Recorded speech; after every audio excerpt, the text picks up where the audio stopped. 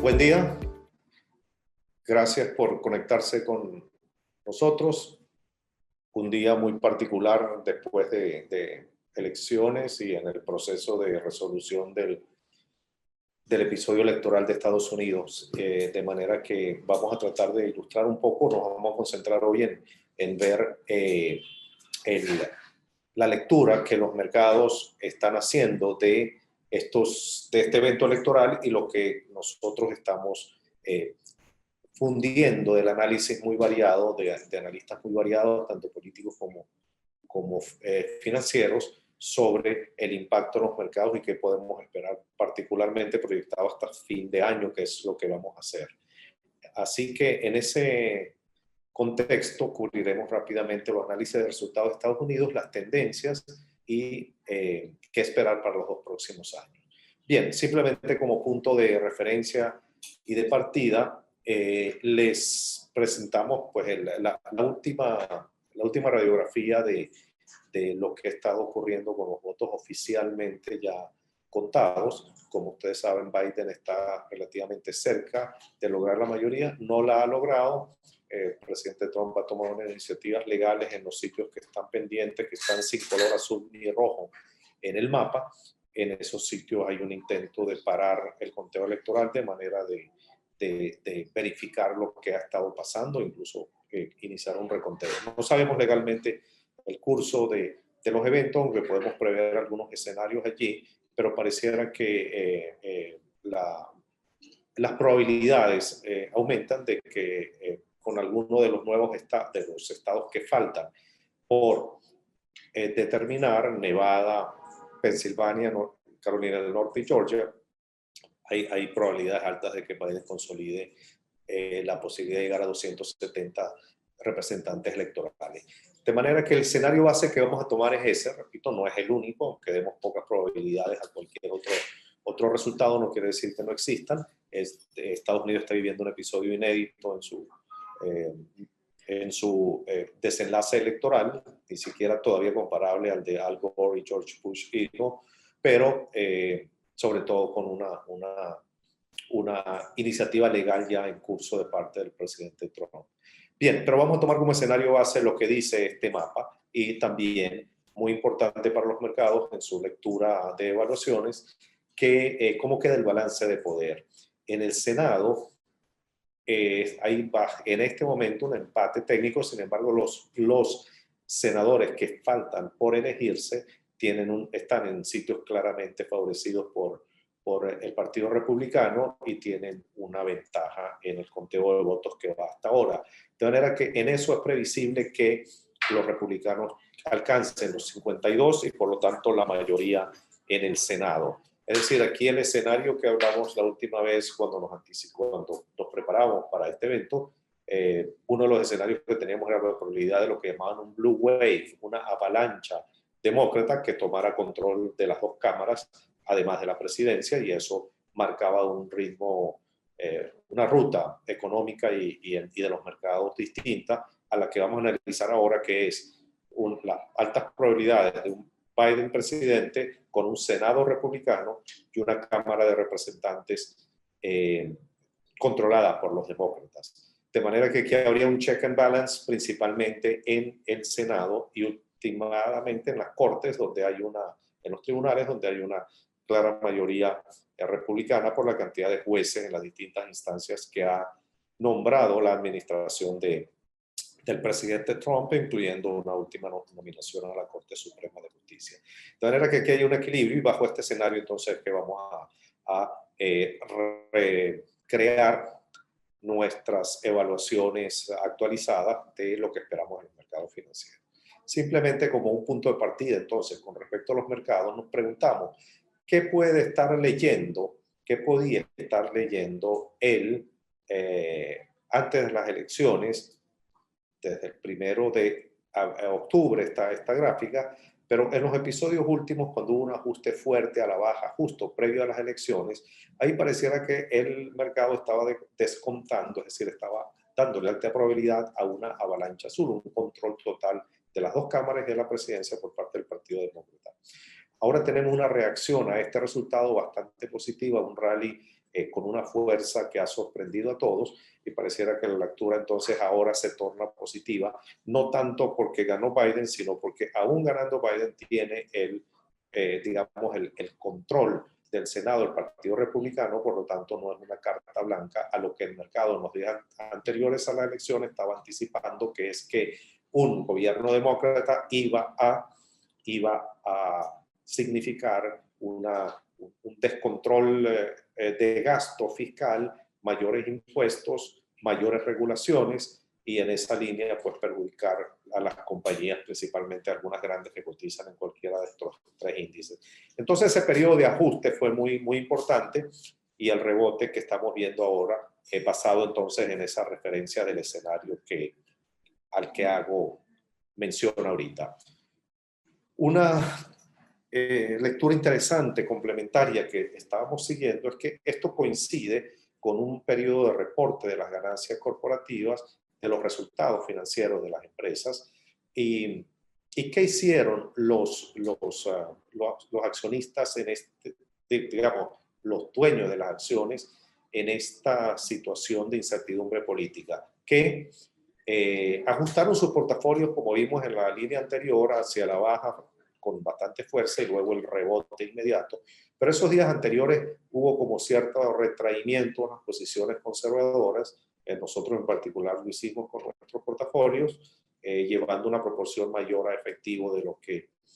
lo que se esperaba, de lo que usualmente se tenía para protegernos, y que todavía se sigue previendo, aunque ahora con mucha más calma y con como vimos, un espíritu más optimista. El incremento de efectivo de cash, fíjense que en esta muestra de portafolios internacionales llegó a 36%, eso es altísimo, eso quiere decir que había una altísima incertidumbre. Sin embargo, esa cantidad de efectivo que llegaba a los 5 trillones de dólares que se salió del mercado en los días previos, no se fue como tradicionalmente se iba a un refugio como el oro o como las letras del tesoro, porque lo que estaba en juego era un episodio electoral, en este caso no necesariamente una tendencia, sino un episodio electoral que se iba a resolver con las elecciones. Y al resolverse y eliminarse esa incertidumbre, pues el rally ese que hemos visto ayer y hoy, muy fuerte en todo el espectro de acciones, está también alimentado por una reentrada de todo este efectivo que había salido en los días previos. Bien, entonces con ese marco general, ¿qué podemos esperar de lo específico? Me voy a concentrar, porque es la mayor probabilidad de que Biden, en el escenario con un Congreso dividido, pueda desatar el siguiente correaje de eventos y de decisiones. Bueno, terminé diciendo en la media anterior que hay la disminución de la incertidumbre y la reentrada de fondos en el mercado generó soporte en los precios. Ahora, se espera también que Biden, con más dificultades por no controlar el Senado, pero de una manera u otra va a realizar algún estímulo fiscal, porque además lo necesita la economía norteamericana para apuntalar el débil crecimiento que se avisora para los próximos trimestres, en un ambiente donde van a mantener las tasas de interés bajas, los rendimientos de la letra del tesoro bajos, y donde además se espera, porque así fue propuesto en la campaña, eso habrá que ver hasta qué punto el Congreso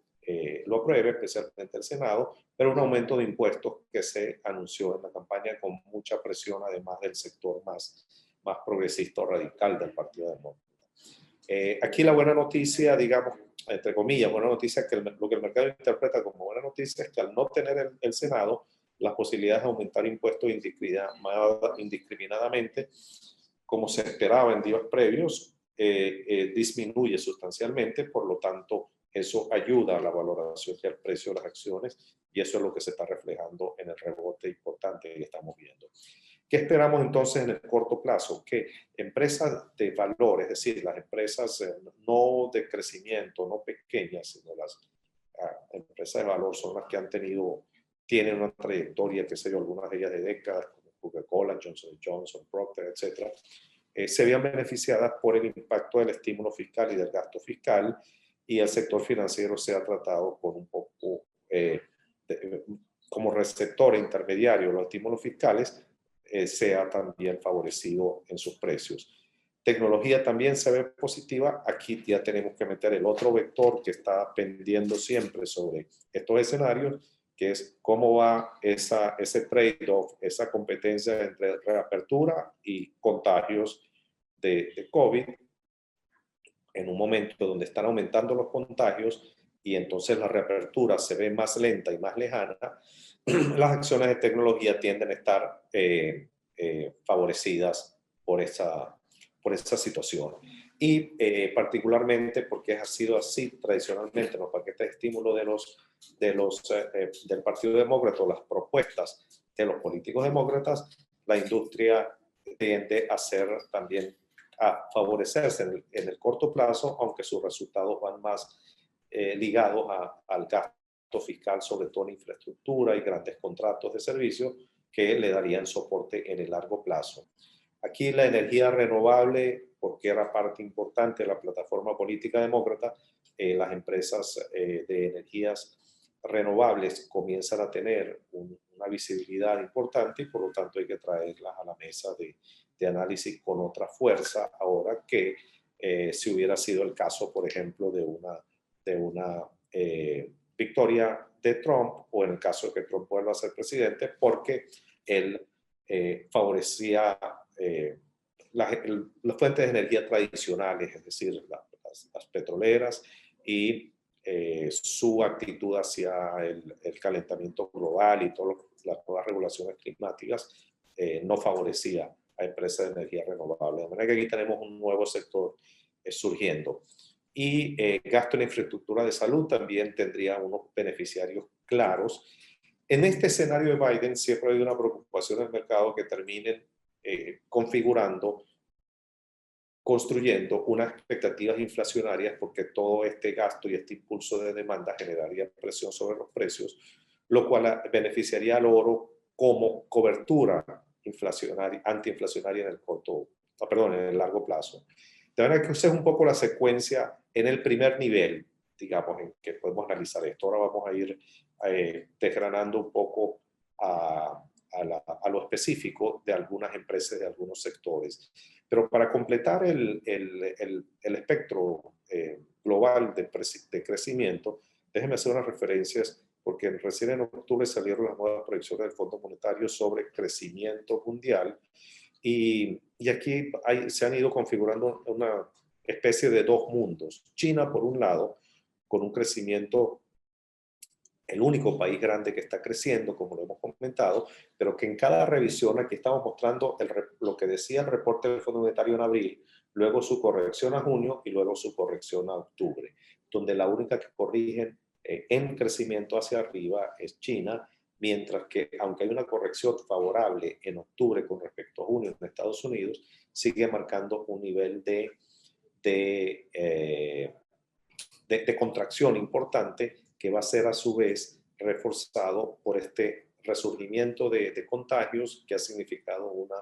ralentización de la apertura que afecta las perspectivas de crecimiento económico. Europa, con muchas asimetrías, también se ve ligeramente mejor. Sin embargo, si lo vemos en sus crecimientos, en la proyección de los crecimientos trimestrales, por ejemplo, vemos como China, que ya retomó su tendencia de crecimiento de largo plazo de las últimas décadas, se despega de la tendencia tanto de Estados Unidos como del resto de las economías grandes de Europa, donde destaca la de España, por ejemplo, que aún octubre, y se espera que aún sea peor en este trimestre, por el resurgimiento de casos y el nuevo encierro o las nuevas políticas de encierro en España, pero ya para la proyección de octubre estaban marcando una caída del PIB de 18,5%. Eso entra en una categoría donde solo compite con caídas como la de Venezuela, que está por encima del 20% en el mundo. China lo estamos siguiendo y les voy a pasar rápido estas láminas simplemente para darles un cierto color sobre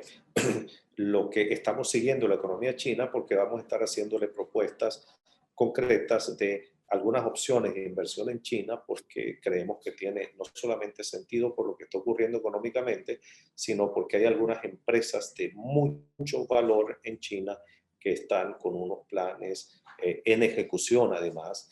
bastante ambiciosos de captura de comercio internacional y mundial y de capitalizar la capacidad de compra del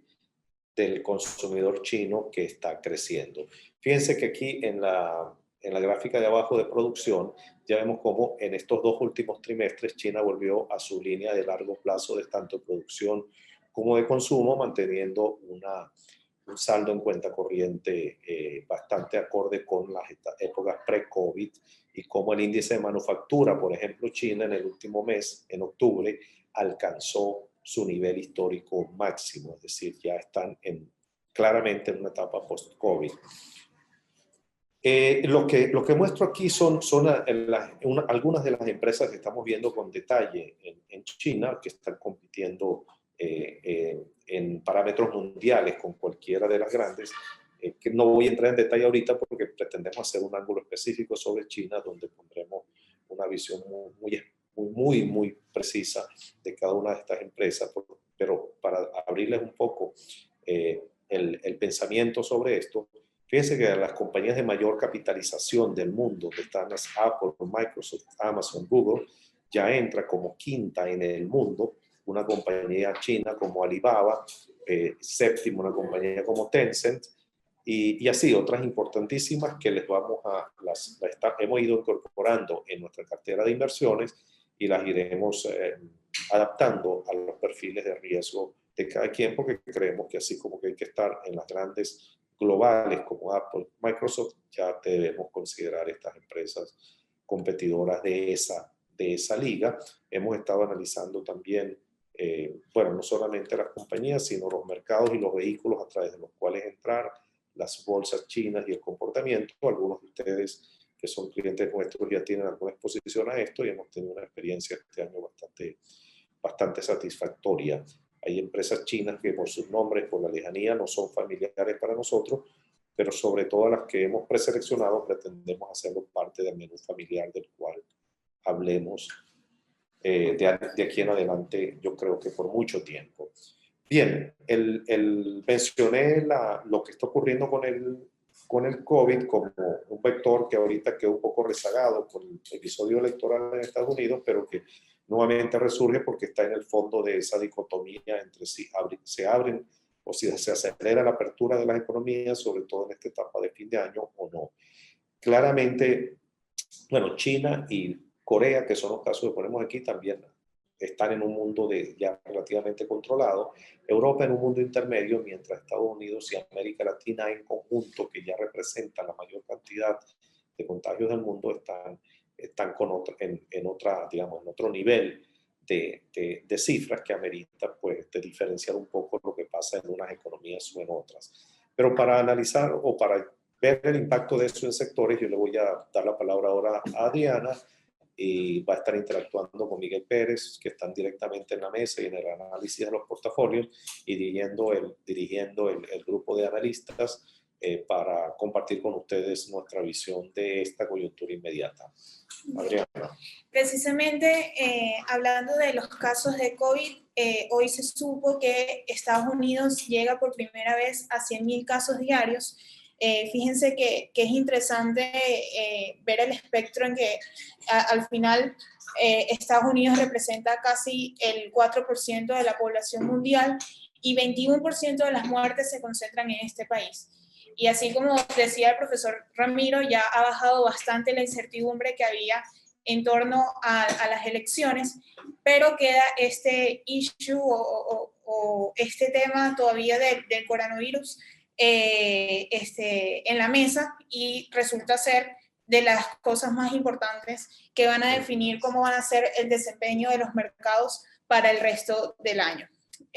Acá sí vemos por sectores cómo ha sido el desempeño. Es bastante interesante. Tecnología, a pesar de los ajustes que ha visto en las últimas semanas, sigue 8% arriba en lo que va de año. Materiales, 8%. Consumo básico ha subido 3%, el sector de servicios básicos, que suele ser de los sectores que los inversionistas utilizan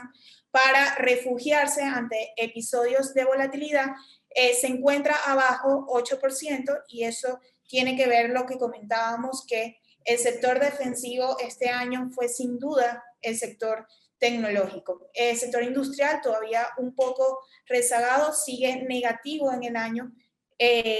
abajo 0.9%, bienes raíces menos 7%, y el sector financiero, que es parte de los sectores cíclicos y que ha sido de los más rezagados desde la crisis del 2008, sigue abajo 19%, aunque es rescatable que se ha ido separando,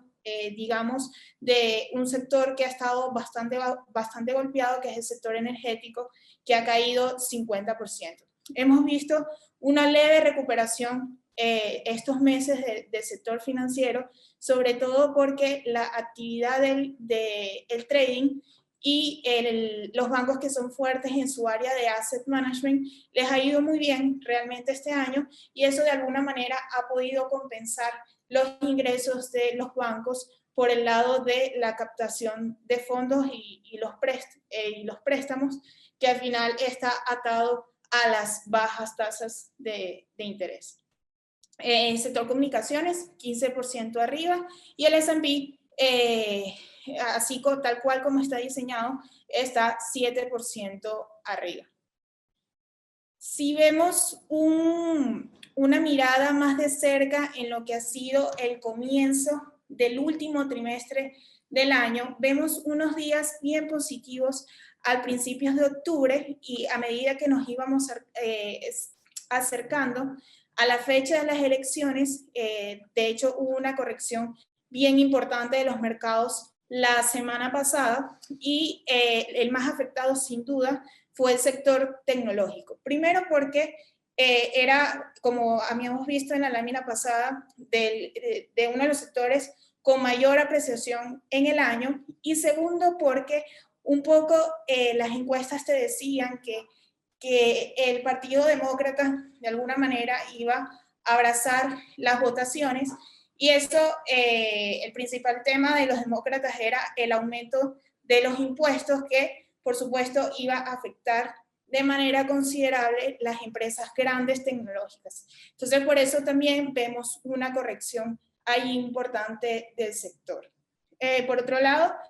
el sistema financiero subiendo 3%, y el sector industrial 4% arriba, y el sector materiales 4% arriba también. Acá hay una gráfica bien interesante que queríamos compartir con ustedes, y esto es lo que ha sido la contribución que ha tenido las grandes empresas tecnológicas que componen el S&P. Estamos hablando de Facebook, Amazon, Apple, Microsoft y Google, que en marzo contribuían con el retorno del S&P alrededor de 31%, mientras que el S&P como índice había tenido una apreciación una contribución al retorno de 47.71%. Year to date, es decir, hasta ahora, la contribución de estas grandes empresas tecnológicas pasa a ser de 319% al índice. Lo que quiere decir es que estas empresas realmente pesan de manera muy importante en lo que es el S&P 500. Por eso es que nosotros siempre hemos dicho que hay que ver de manera muy cautelosa cómo ha sido el desempeño del índice, porque está afectado por el top 5 empresas que componen el S&P. Y eso es justamente lo que queríamos reflejar en esta lámina.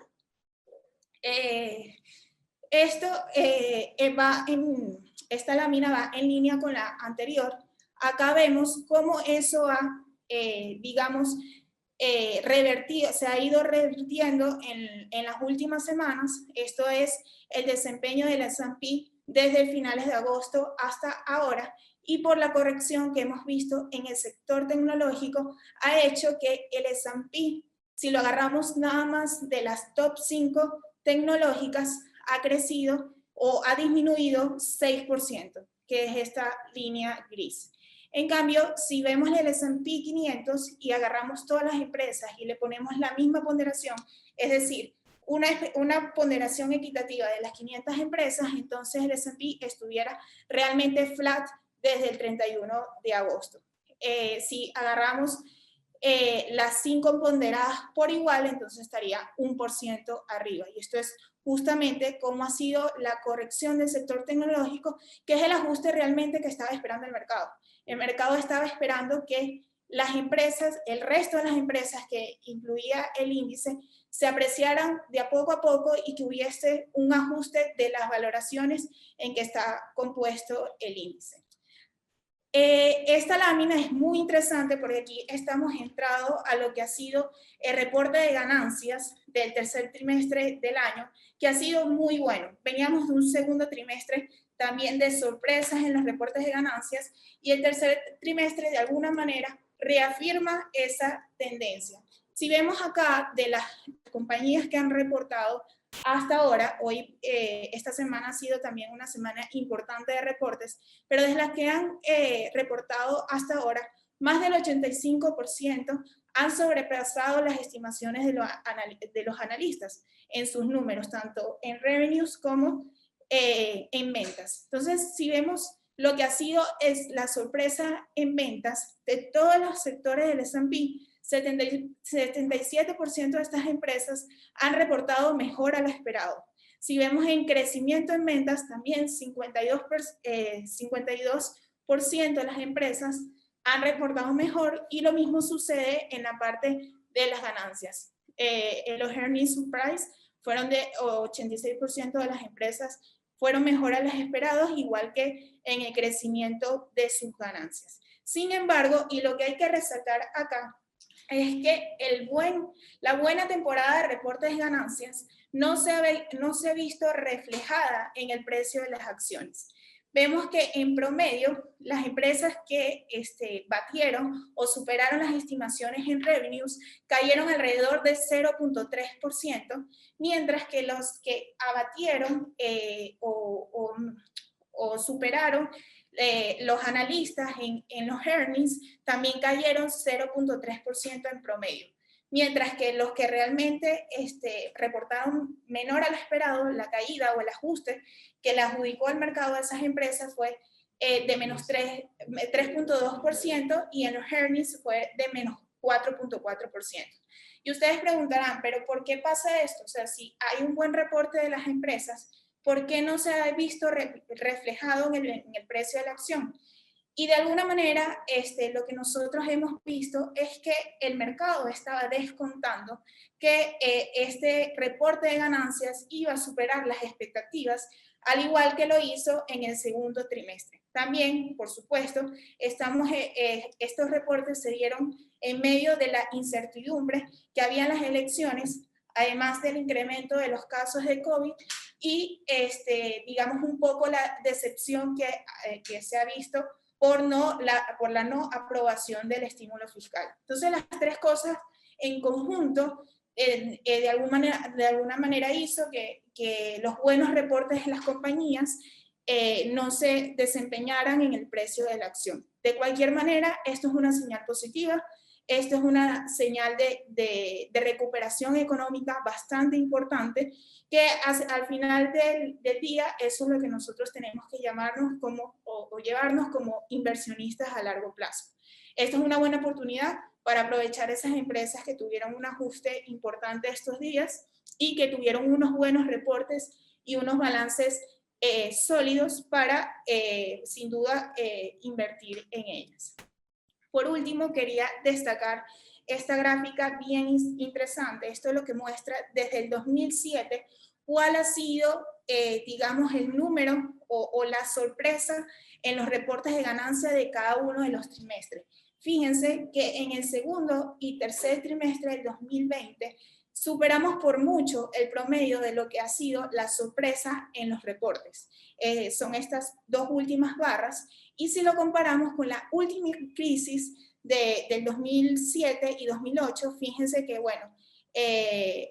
no hubo sorpresa, sino al final fue decepción en relación a las estimaciones de los analistas. ¿Por qué nosotros vemos este crecimiento? Bueno,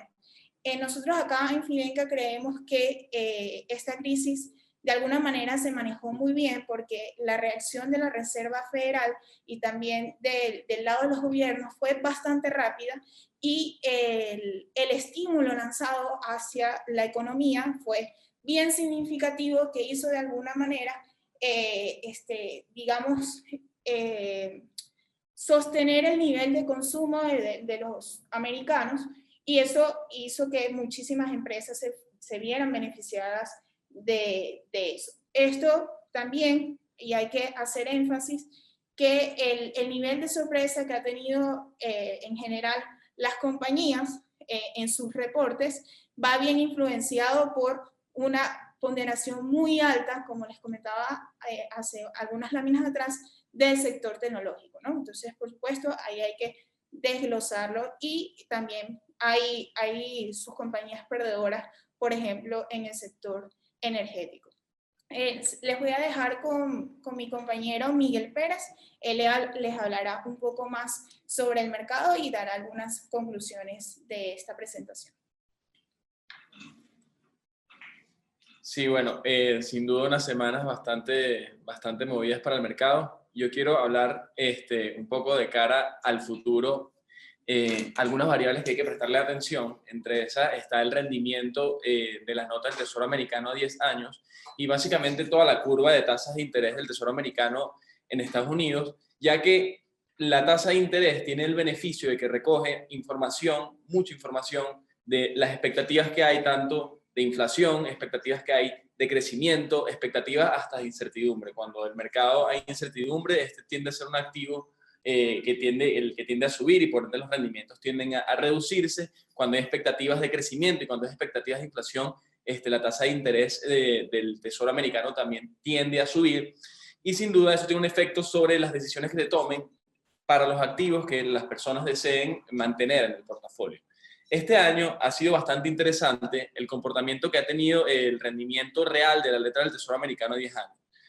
¿Por qué es rendimiento real? Porque estamos sustrayendo el efecto que tiene la inflación sobre ese rendimiento. Y también compararlo con las acciones tecnológicas. La línea azul es el Nasdaq 100, que recoge el comportamiento de las acciones tecnológicas, y la línea azul más oscuro es el rendimiento real de la letra del Tesoro americano. Como pueden ver, este año ha sido un año además de muy bueno para las acciones tecnológicas. También el efecto que ha tenido, por lo menos la relación que existe entre el rendimiento real de la letra del Tesoro americano a 10 años y el Nasdaq ha sido bastante inverso. Cuando el rendimiento real de la letra del Tesoro americano cae, entonces tienden a subir las acciones tecnológicas, bueno, también tienden a subir algunas acciones como el oro, y algunas empresas del sector financiero se tienden a ver perjudicadas. Por eso es que este indicador de cara al futuro, de lo que vaya a suceder, va a ser bastante importante para las decisiones que se tomen en el portafolio. ¿Qué está viendo el mercado ahora? Bueno, desde septiembre, desde hace 2 meses, desde principios de septiembre, el rendimiento real de la letra del Tesoro americano a 10 años ha venido subiendo. Eso ha significado un ajuste o una caída de estas empresas tecnológicas que tienen unas valoraciones bastante altas y que son sensibles a este comportamiento. Por otro lado, si vemos, bueno, ya Adriana les mostró el comportamiento de las financieras del último mes, vemos que esa subida del rendimiento real de la letra del Tesoro americano se ha convertido en un efecto positivo para estas compañías de cara al futuro. Ahora, ¿qué se espera en el futuro con respecto a las tasas de interés? Bueno, con un Congreso, como se espera que vaya a terminar, que es un Congreso dividido, y con unas expectativas de que el coronavirus todavía sigue siendo, sigue siendo un riesgo importante para la reapertura económica, realmente corto plazo estamos viendo unas tasas de interés que podrían mantenerse en el lower bound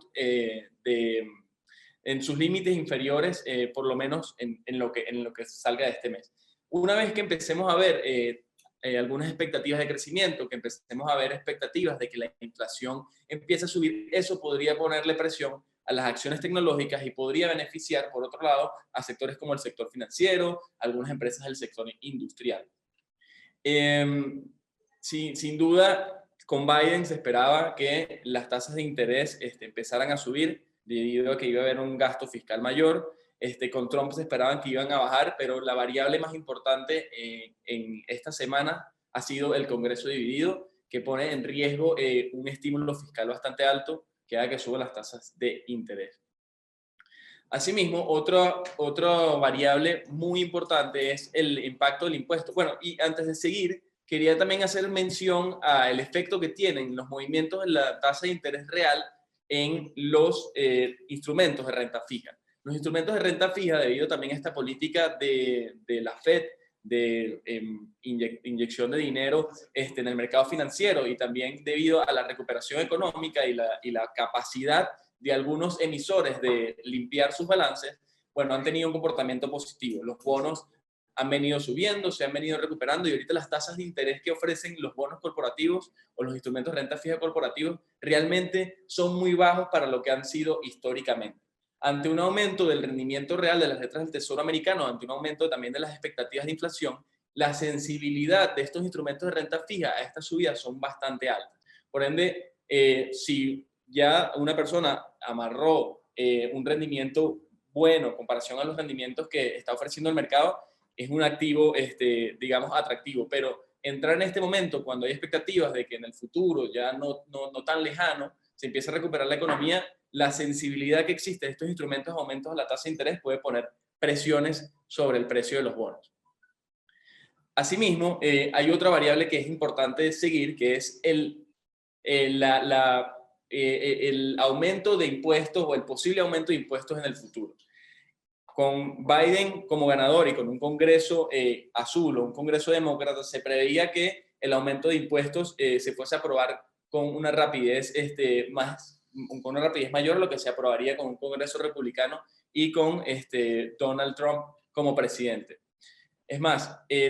si nosotros vemos las probabilidades de que Biden ganara, según Predict Odds, que venían subiendo desde mayo, y lo comparamos con las acciones de impuestos bajos, vemos que también hay una relación bastante positiva con eso. A medida que las probabilidades de Biden se hacían mayores, las acciones que tienen un tax bracket menor se veían beneficiadas y venían subiendo. Sin embargo, de cara al futuro, tampoco, pareciera ser que el aumento de impuestos va a ser un tema de discusión o de debate